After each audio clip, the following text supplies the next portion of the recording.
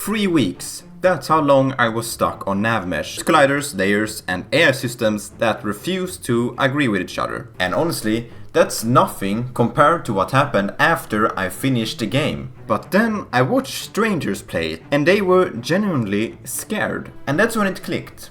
Shipping this game taught me way more than planning ever could.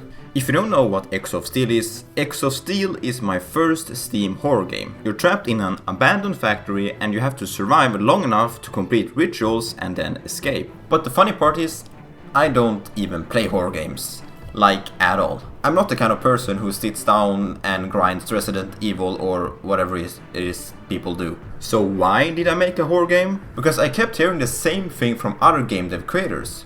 That everyone should make their own horror game, and that it had the highest chance of success. And honestly, it looked pretty easy, so why not? I heard this first from Chris Suskowski, and I thought horror basically was scary monsters and jump scares, then you're done. I chose horror because I thought it was the smartest path. And from the start it really was just a game jam project. So it wasn't supposed to be some masterpiece. I really just wanted to actually ship something. The problem is, I was designing blind. I didn't have any reference points, I didn't understand pacing, I didn't understand how sound and lighting can carry fear. So I had to learn all of that while I was building, which is the reason why this project taught me as much as it did. So in the beginning, I did what everyone designing blind does. I went for the obvious choices. A scary monster, a jump scare, and I thought that would carry the fear. My early version of horror was basically put a monster in it and make it jump at the player. And the problem was, it wasn't scary.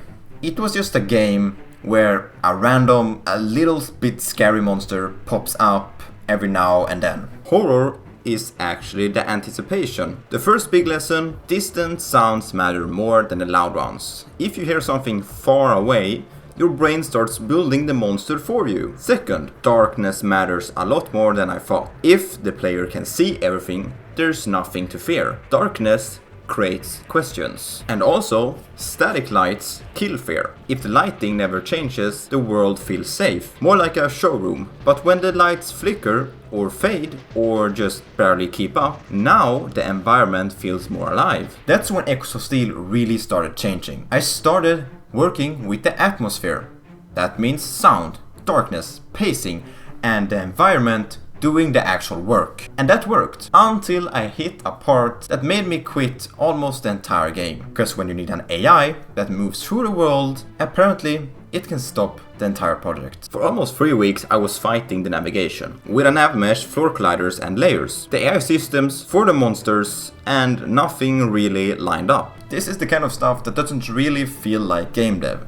You're just sitting there banging your head against your desk hour after hour. I'd change one collider and the AI breaks. I'd change one NavMesh setting and it now walks through a different wall or something else. I'd fix one thing, but 2 more things exploded. And when your horror game depends on an enemy that moves, like most other games, the entire game depends on that one system. There were days where I opened the project, stared at it, and then just closed it. Because if the AI can't navigate, you're not actually building a horror game or any game at all. The only way I got through it was treating it like a science. I made tiny test scenes. I removed a lot of things and checked one variable at a time to see what worked and what broke the game. And while this was happening, I learned something I wished I had learned a bit earlier. Motivation doesn't really disappear. It really just gets buried under friction. When there's no feedback loop and no progress, you start thinking you might be the problem. But eventually, it did work, just because I refused to stop. I had to fix it before moving on to the next features or the next things. And once navigation worked, the game was basically in its final playable gameplay loop. And that's when I realized something. This game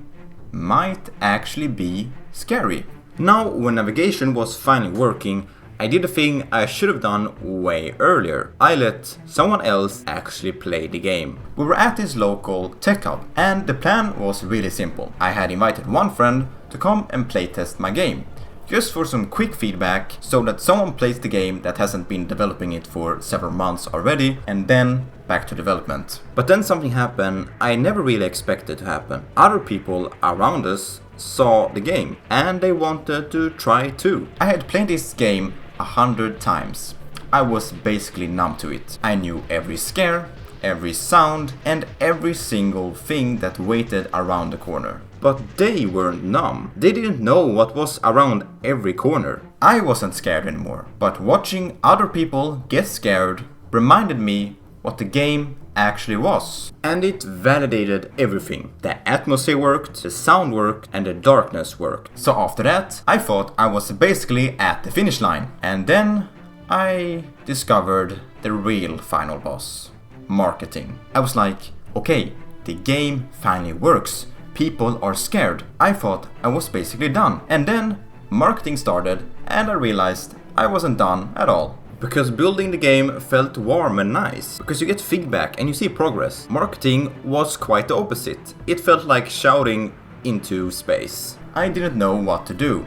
So I did what most people do when they don't know what to do. I took a break for 1 to 2 months. I was stuck because the next steps were unclear. And the feedback loop I once had was gone. What did get me back wasn't a random burst of motivation. It was a really simple system. Every week I would find and message 5 to 10 different creators and see if they answered. And that actually felt doable. It was something that was small enough to do consistently and big enough to feel like some sort of progress. In total, during that time, I messaged 50 creators.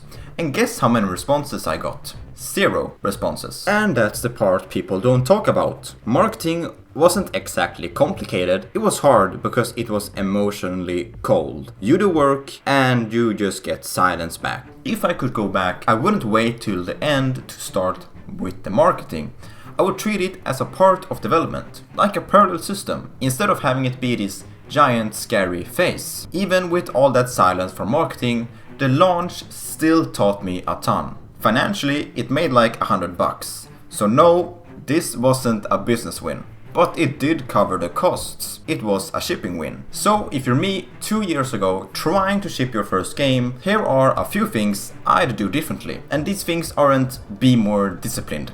It's actual moves that would have saved time and that would have saved my sanity in the long run. First, I would have played horror games early. I was reinventing things that other games had already solved previously. If you play similar games with a notebook, you start seeing patterns. When the games give you safety, when they take it away, and how long they let silence sit. I didn't have that, so I made early decisions based on vibes, and then had to fix them later. Second, I would lock one emotional promise from day one. Not this is a horror game, but like, what should a player feel in the first 10 minutes? Because I started with monster and jump scare, but then learned that it was mostly about atmosphere. When the promise is clear, every decision becomes easier with lighting, sound, pacing, and even level design. If the promise is unease, then you don't need constant scares. You need questions. Where did that sound come from?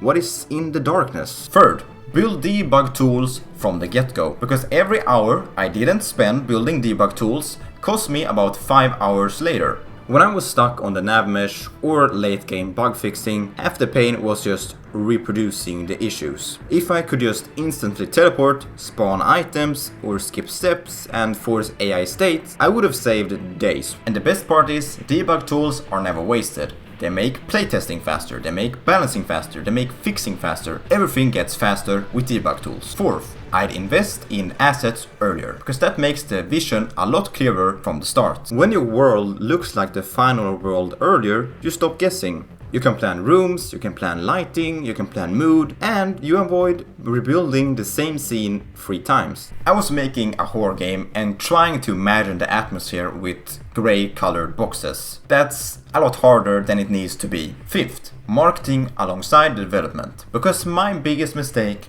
was waiting to start marketing and treat it as a different phase. And that's what made me froze for 1 to 2 months. If I did it again, I'd keep it fun and small. Maybe 1 clip a week, a GIF when I hit a milestone, or tiny devlogs. Not to go viral, just to keep the feedback loop alive. And last, A quick confession. My ritual system was very clunky. I built a first ritual, and then a month later I needed a second one, and I couldn't be bothered to refactor. Now there's two similar scripts that do the same thing in slightly different ways. It works, but it should have been one clean ritual manager. Refactoring usually feels expensive in the moment until you pay the cost in every future change. Now the good news. A few things I did in Exosteel that I'd 100% do again. First, build a vertical slice early, and not a list of features, but an actual experience, where the mood, the loop, and the pacing all actually work together. That vertical slice made everything else easier, because I knew what I was expanding upon. Second, I didn't overbuild most systems. I built for a game in front of me instead of some imaginary sequel, and that saved me a lot of time and potentially a lot of frustration. The one system I am proud of is my audio manager. It's basically an enum, a list of clips, and then anywhere in the game you can just call the sound by name. And I've reused it in every single game since. And last, shipping matters. I didn't ship Exosteel because it was perfect. I shipped it because finishing is a skill, and I wanted proof that I could actually do it. And honestly, that's why I'm glad I actually built it blind. Exosteel was my first Steam game, and it forced me to learn a lot of things that you can't really learn from a tutorial. If I remade it today, it would be better. But I wouldn't trade finishing it for anything. So if you're trying to publish your first game, listen, don't optimize your first project. Build a little bit every day and then ship it. Once you ship one game, the next one becomes 10 times easier.